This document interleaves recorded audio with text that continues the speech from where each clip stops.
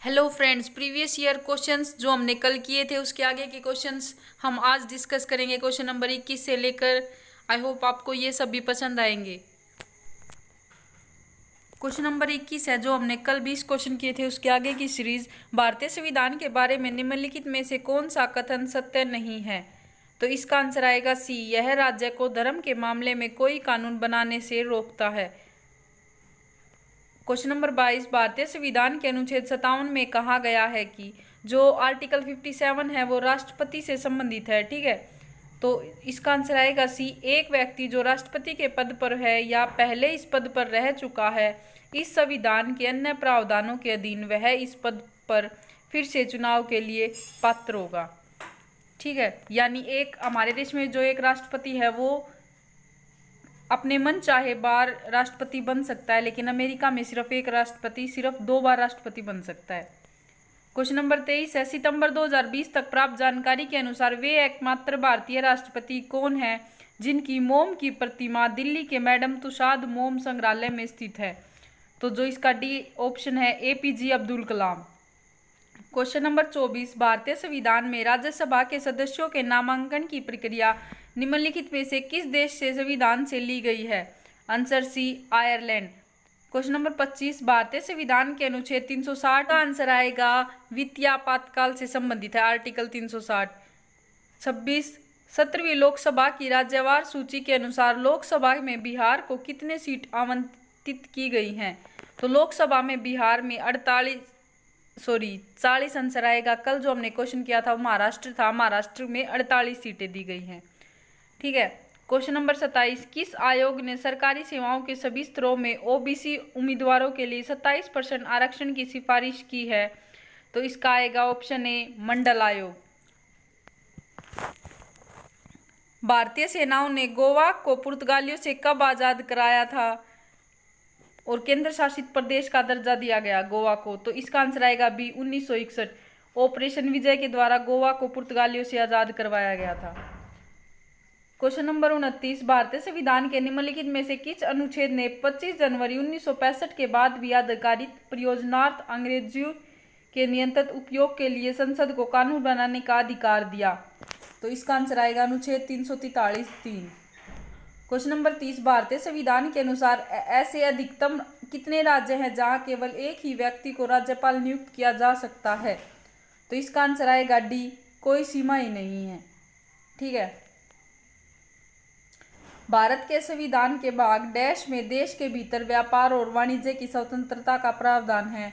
Answer आएगा D, यानी 13 में देश के भीतर व्यापार और वाणिज्य की स्वतंत्रता का प्रावधान है, भाग 13 में।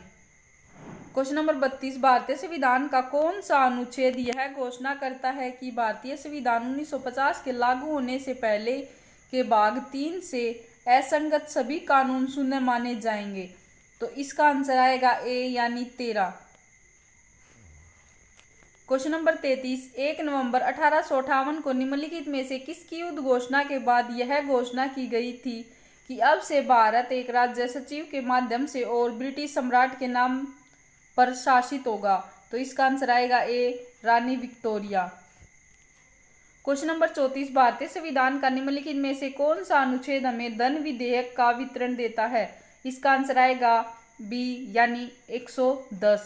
ठीक है, आर्टिकल 110 के अंदर मनी बिल के बारे में बताया गया है। क्वेश्चन नंबर 35, भारत में राष्ट्रीय सुरक्षा सलाहकार का पद किस वर्ष सृजित किया गया था? 1998, 1999, 2003, 2000। इसका आंसर आएगा ऑप्शन ए, 1998। भारतीय संविधान के अनुच्छेद 80 के अनुसार राज्यसभा के सदस्यों की कुल संख्या से डैश से अधिक नहीं हो सकती। इसमें अधिकतम संख्या पूछी है, इसका आंसर आएगा 250। क्वेश्चन नंबर 37, 1969 में द्वितीय पिछड़ा वर्ग आयोग यानी सेकंड बैकवर्ड क्लासेस कमीशन की अध्यक्षता डैश के द्वारा की गई थी? इसका आंसर आएगा ए, बीपी मंडल। क्वेश्चन नंबर 38, संसद के दोनों सदनों की संयुक्त बैठक की अध्यक्षता निम्नलिखित में से कौन करता है? ऑप्शन ए, लोकसभा अध्यक्ष। ठीक है, कभी भी राज्यसभा का अध्यक्ष दोनों सदनों की संयुक्त बैठक की अध्यक्षता नहीं करता क्योंकि वो पदेन सदस्य होता है। और कौन होता है पदेन सदस्य? उपराष्ट्रपति होता है। क्वेश्चन नंबर 39, अगस्त 2020 में भारतीय संसदीय समूह के अध्यक्ष निम्नलिखित में से कौन थे? Option C Om Birla. 40, 1975 में राष्ट्रीय आपातकाल की घोषणा के समय भारत के राष्ट्रपति निम्नलिखित में से कौन थे? ए फखरुद्दीन अली अहमद। क्वेश्चन नंबर 41, भारतीय संविधान के अनुसार संघ लोक सेवा आयोग का सदस्य 6 वर्ष की अवधि के लिए या वर्ष की आयु तक होने तक अपने पद पर रहता है। इसका आंसर आएगा 65, यानी या तो वो पहले 65 ईयर का हो जाए या फिर उसका जो कार्यकाल है वो 6 वर्ष का हो जाए, ठीक है, तब तक वो अपने पद पर रहता है। क्वेश्चन नंबर 42, संविधान के अनुसार 280 के तहत भारत में वित्त आयोग का गठन डैश के द्वारा किया जाता है। हमारे देश में जो वित्त आयोग है या विभिन्न जितने भी आयोग हैं मैक्सिमम वो राष्ट्रपति के द्वारा गठित होते हैं। क्वेश्चन नंबर 43, राष्ट्रीय एकता परिषद की पहली बैठक किस वर्ष हुई थी? ऑप्शन सी 1962 में। 44, 16वीं लोकसभा के प्रोटेम स्पीकर कौन थे? तो इसका आंसर आएगा ए कमलनाथ। भारतीय संविधान में संशोधन का प्रस्ताव निम्नलिखित में से किस देश के संविधान से लिया गया है? तो इसका आंसर आएगा ऑप्शन डी दक्षिण अफ्रीका। 46, भारतीय संविधान का अनुच्छेद 21 किससे संबंधित है? तो जो हमारा 21 है वो जीवन के अधिकार से संबंधित है। 47, डैश में भारत सरकार के एक कार्यकारिणी निर्णय द्वारा योजना आयोग की स्थापना की गई। 1950 में भारत सरकार के कार्यकारिणी निर्णय द्वारा योजना आयोग की स्थापना की गई और जो ये प्लानिंग कमीशन है इसे 2015 में चेंज कर दिया गया है और अब इसे पीएम नरेंद्र मोदी जी ने योजना आयोग को बदलकर क्या बना दिया है? इसे बना दिया गया है नीति आयोग, ठीक है। क्वेश्चन नंबर 48, भारत के संविधान का कौन सा भाग केंद्र एवं राज्यों के बीच के संबंधों की संबंधित है? यानी केंद्र और राज्य के बीच के संबंध को कौन सा भाग बताता है? इसका आंसर आएगा भाग 11। क्वेश्चन नंबर 49, निम्नलिखित में से कौन भारत के पूर्व राष्ट्रपति नहीं थे? Option D Vishwanath Pratap Singh.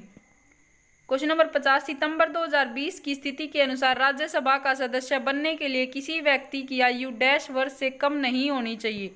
तो डी 30। राज्यसभा का सदस्य बनने के लिए उम्र 30 साल होनी चाहिए।